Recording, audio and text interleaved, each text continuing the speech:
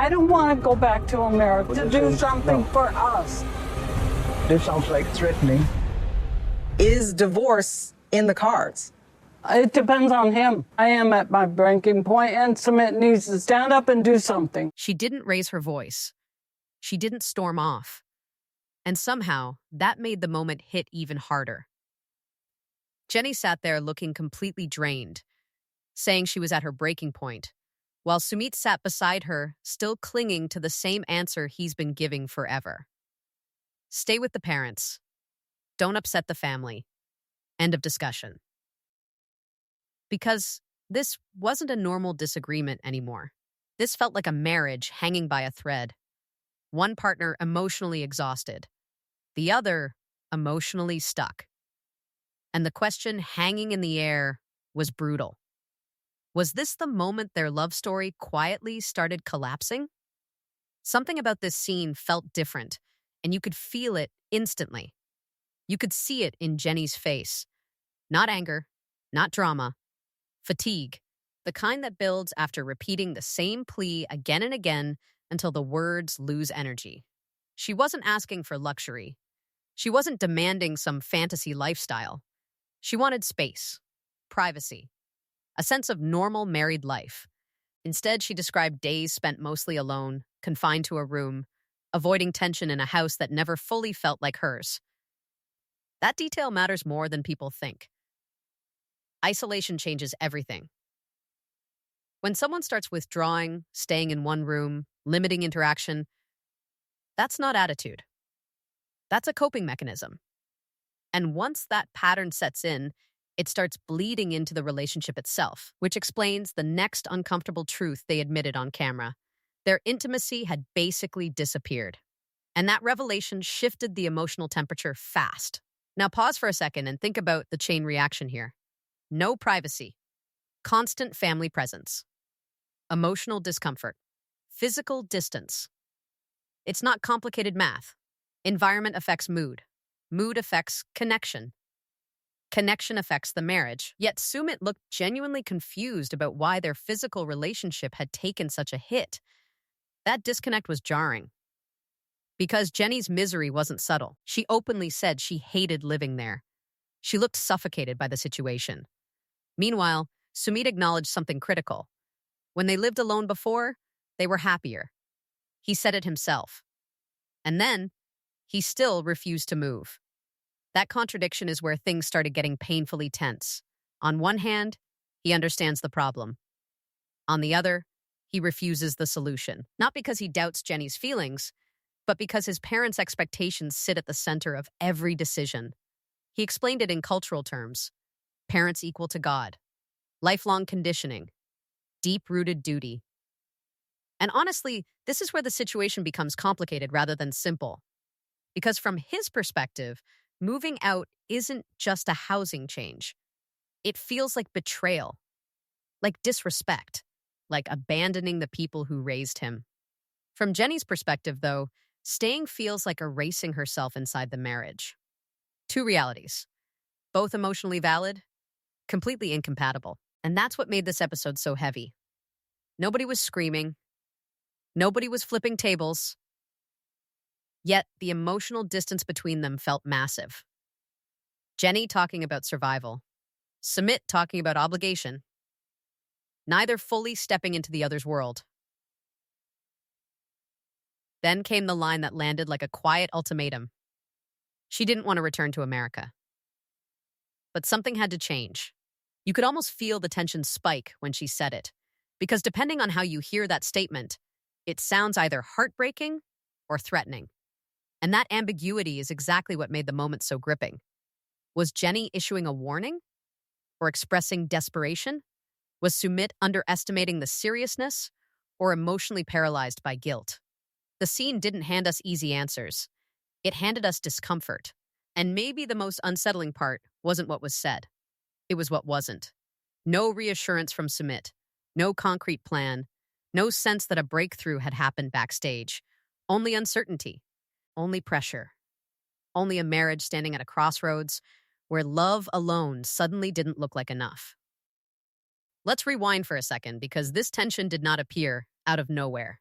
Not even close. This situation has been brewing slowly, almost quietly, episode after episode. And if you followed their journey from the beginning, you know this living arrangement was never supposed to feel permanent. When Jenny moved back to India, there was hope in the air. Real hope. They had already survived family rejection, cultural pushback, age gap judgment, and enough emotional chaos to sink 10 relationships. The idea was simple. Start fresh. Build stability. Finally live like a married couple instead of fugitives dodging disapproval. Then came the decision that changed everything. Moving into Sumit's parents' house. And this is where the dream started colliding with reality. On paper, it sounded almost reasonable. Repair family bonds. Heal old wounds. Show unity, a symbolic reset after years of tension. Sumit seemed optimistic. The family seemed cautiously welcoming. Even Jenny tried to lean into the idea with visible effort. But optimism has a short shelf life when daily life tells a different story, because what looked like a warm reconciliation quickly turned into something far heavier. Instead of feeling integrated, Jenny began feeling monitored. Instead of feeling accepted, she felt judged. Instead of building connection, she started retreating, most of her days shrinking into one room. That shift was subtle at first, then impossible to ignore. And look, living with in-laws is already complicated in the best circumstances. Add cultural differences, unresolved resentment, language barriers, and generational expectations, and you're basically lighting a slow, burning fuse. Jenny didn't explode. She withdrew. There's a big difference. She wasn't storming around the house creating scenes. She wasn't picking fights for airtime. She described staying in her room, keeping to herself, minimizing interaction because every shared space felt emotionally uncomfortable. That detail says a lot. People don't isolate when they feel safe and relaxed. They isolate when every interaction costs emotional energy. Meanwhile, Sumit's behavior followed a completely different pattern. He didn't escalate conflict either. He deflected, reframed, softened, repeated the same position with calm persistence. His parents expect us to live together. This is normal. This should not affect the marriage. That word should kept floating through the conversation like a stubborn ghost. Because should doesn't erase does, Jenny's misery did not disappear because tradition said it shouldn't exist. The emotional gap widened anyway. And instead of addressing the growing tension head-on, Sumit leaned harder into patience and hope. Almost like he believed time alone would fix everything. But time without change rarely heals anything. Now here's where the situation becomes painfully ironic. Sumit openly admitted they were happier when they lived alone before. Less tension, more freedom, better connection, better mood. He acknowledged the formula worked, and then chose the opposite formula again. It's the kind of contradiction that leaves viewers sitting there thinking, wait, what? Not in a mocking way, in a genuinely baffled way. Because when someone recognizes the cause of a problem but still refuses the adjustment, the conflict stops being logistical and becomes psychological. What is he protecting more? Family harmony? Personal comfort? Fear of guilt? And this question quietly started driving the entire episode. Jenny's expectations were not mysterious. She wanted independence, privacy, a sense of shared space with her husband. Sumit's priorities were not mysterious either. He wanted parental approval, cultural alignment, emotional peace within the family structure. Both positions made sense individually. Together, they created friction nonstop. And the emotional temperature kept rising, not through screaming matches, but through repetition. The same request, the same refusal, the same visible frustration building behind Jenny's eyes, the same calm resistance from Sumit. At some point, love stops feeling like a bridge and starts feeling like a tug-of-war rope. And you could feel that tension tightening with every exchange. Even their body language began telling a different story than their words. They both said they loved each other. They both said they wanted the marriage. Yet the energy between them felt strained, tired, almost cautious, like two people bracing for impact while still insisting everything was fine. That's what made this act so quietly unsettling. No dramatic blow-up, no shocking betrayal, just a growing sense that both partners were emotionally drifting into separate corners. Still together, but no longer moving in the same direction. As the episode moved forward, the tension stopped simmering and started tightening. Not loudly, not explosively, but in that uncomfortable, creeping way where every conversation feels like stepping on thin ice. Because now we weren't only watching a disagreement about where to live, we were watching two people slowly running out of emotional patience. Jenny's frustration sharpened. You could hear it in her voice. Not dramatic, not theatrical, more like exhaustion turning into clarity. She kept repeating the same core need. I can't live like this. I need my own space. I need a life that doesn't feel restricted. And each time, Sumit answered with the same wall. My parents expect us to live together. And suddenly, this stopped sounding like a discussion and started sounding like a stalemate.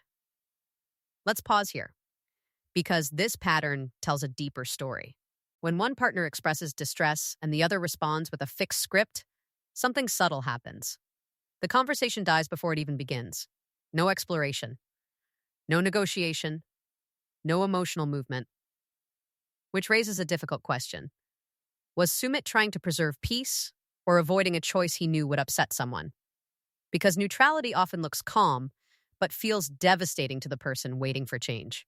Jenny's emotional withdrawal made more sense with every scene. She wasn't simply irritated. She looked disconnected, detached, like someone who had already spent months fighting internally before finally saying the words out loud. Their intimacy breakdown added another heavy layer. They admitted their physical relationship had basically collapsed. Now think about how significant that is for a couple whose entire story has been built on love overcoming obstacles. When affection fades, fear quietly replaces romance. Sumit's confusion about why this happened became one of the most revealing parts of the episode. He genuinely struggled to connect cause and effect. Parents being present should not affect the marriage. Living together should not change anything. But lived experience doesn't obey logic. No privacy changes behavior. Constant tension changes mood. Mood changes closeness. Closeness changes everything else. This wasn't mysterious. This was human. Jenny wasn't rejecting Sumit. She was reacting to an environment where she never felt fully relaxed. And yet, instead of seeing this as a shared problem, Sumit kept framing it as an unfortunate discomfort they needed to endure. That gap in perception kept widening with every exchange. Then came the cultural argument. Parents equal to God. Lifelong duty. Deep-rooted values. And this is where the situation becomes emotionally complex rather than black and white.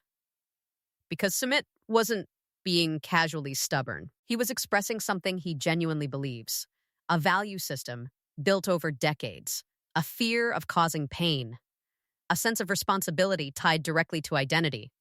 But here's the uncomfortable truth. Marriage also demands loyalty. Prioritization. Emotional partnership. When those two loyalties clash, somebody feels secondary. And Jenny was clearly feeling exactly that. Now the tension took another turn when the parents joined the discussion. Their stance was calm, but firm. They would not accept a move. They would not be happy. They insisted they were not creating problems. Which is fascinating, because from their perspective, they likely see themselves as reasonable, maintaining tradition, protecting family unity, holding on to cultural norms. From Jenny's perspective, those same norms feel like a cage. Neither side looks like a villain, yet the outcome remains painful. And that's what made the situation so gripping. Just when you thought the episode might circle back to the housing conflict again, the story expanded sideways. The family calf. Once presented as a symbol of fresh beginnings, cooperation, stability. Now quietly falling apart. Multiple family members stepping away. Jenny losing interest.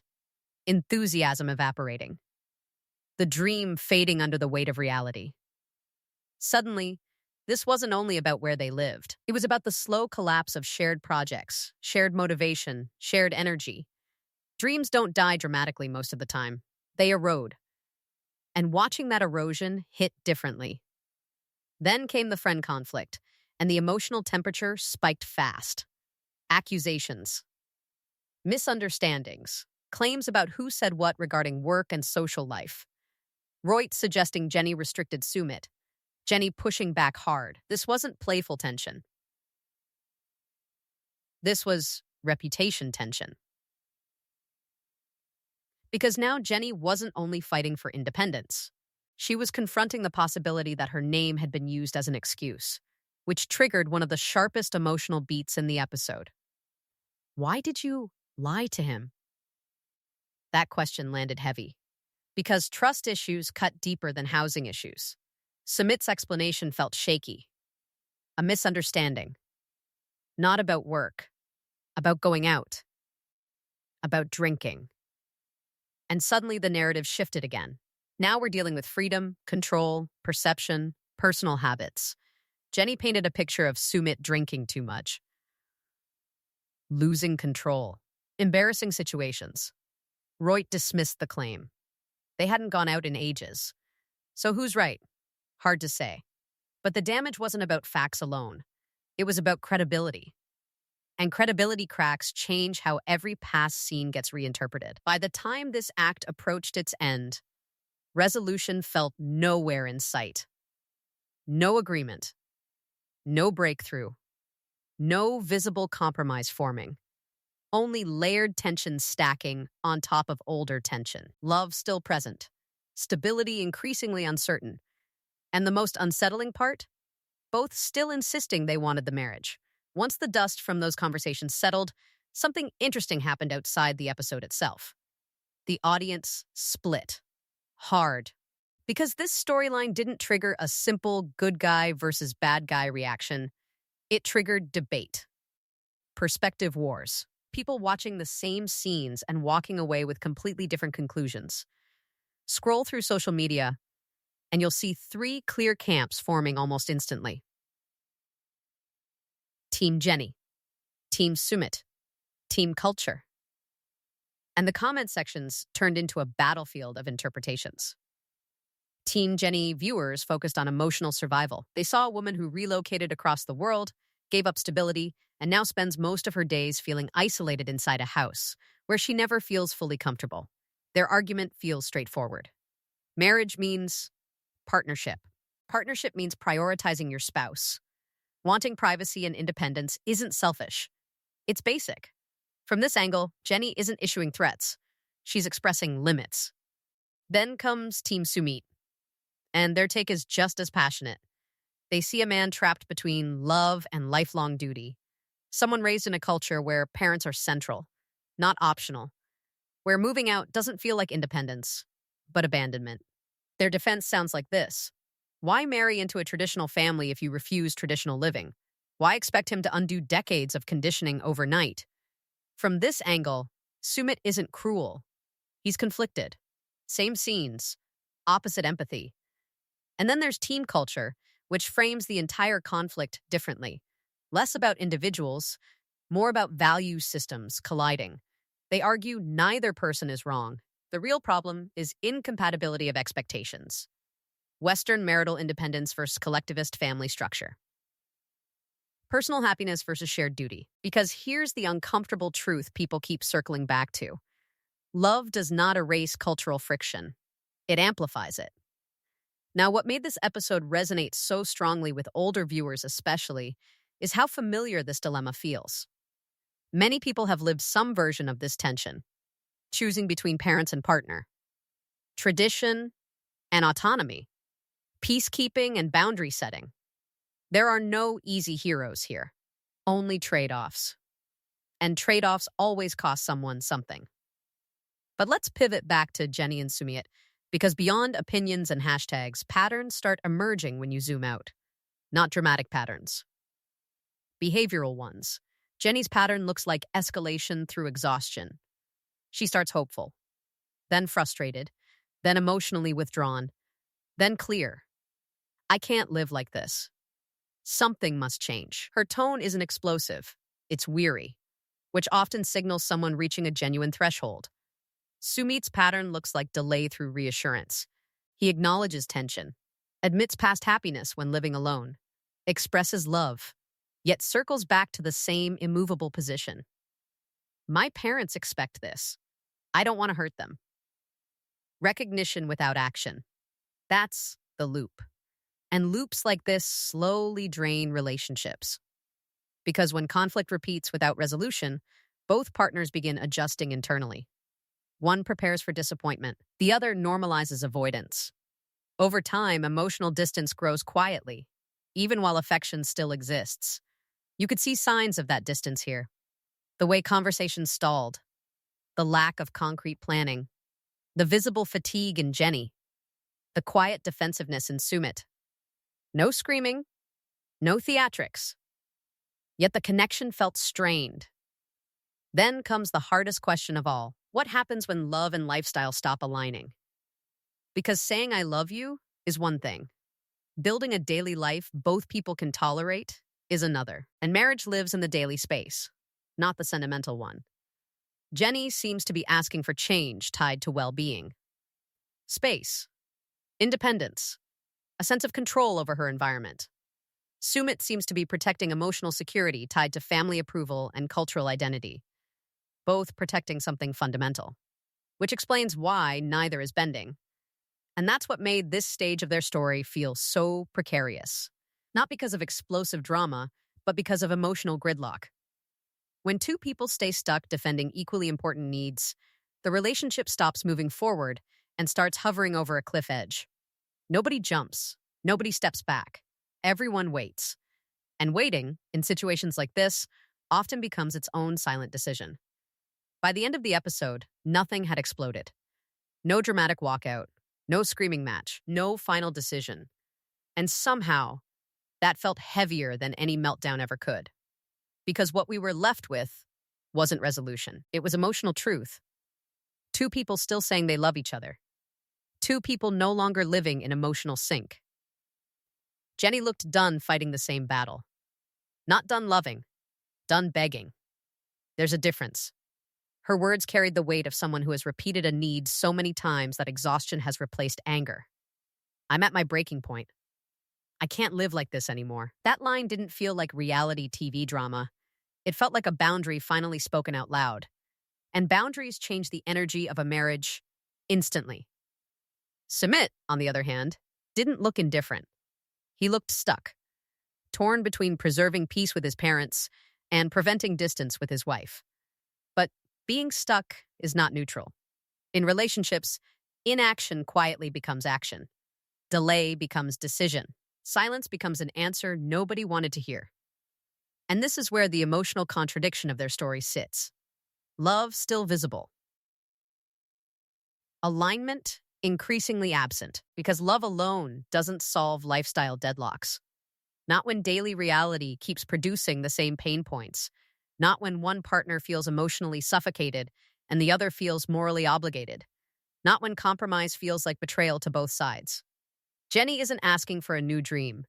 She's asking for a tolerable life. Sumit isn't rejecting Jenny. He's protecting a lifelong value system. Both positions make sense. Together, they create instability. And instability is exactly where this marriage now lives.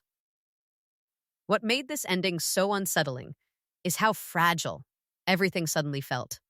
No reassurance, no concrete shift, no visible breakthrough, only tension lingering in the air like a storm nobody knows how to stop. Jenny made her position painfully clear. Something changes, or she walks her own path. Sumit made his fear painfully clear. Moving out risks devastating his parents. So where does that leave them? Right at the crossroads they've been circling for seasons. Except this time, the emotional tone feels different. Less hopeful negotiation. More quiet reckoning. Because breaking points don't always arrive with shouting. Sometimes they arrive with calm certainty. And calm certainty is far more dangerous. Now here's the part nobody can ignore. They've survived chaos before. Lies. Rejections. Family conflict. Distance. They've rebuilt more than once, but past survival doesn't guarantee future resilience, especially when the conflict shifts from external obstacles to internal priorities. This is no longer them versus the world. This is them versus their own incompatible needs. And that kind of battle cuts deeper. As things stand, the marriage hasn't ended. The love story hasn't collapsed. But the foundation looks shaky, not because they stopped caring, but because neither side looks ready to sacrifice the one thing they believe they cannot lose. Jenny's independence, Sumit's family bond. And when both sides hold firm, something eventually gives. The episode closed without answers, but not without consequences. The emotional lines have been drawn. The patience looks thinner. The urgency feels real. Whether this becomes the chapter where they finally find common ground or the chapter where distance becomes permanent, now hangs entirely on what happens next. Because the next step won't be about words anymore. It will be about choice. And that choice, as we're already starting to see unfold, doesn't just reshape their living situation. It reshapes the entire future of their marriage, which becomes painfully clear when the next crack in their story begins to surface.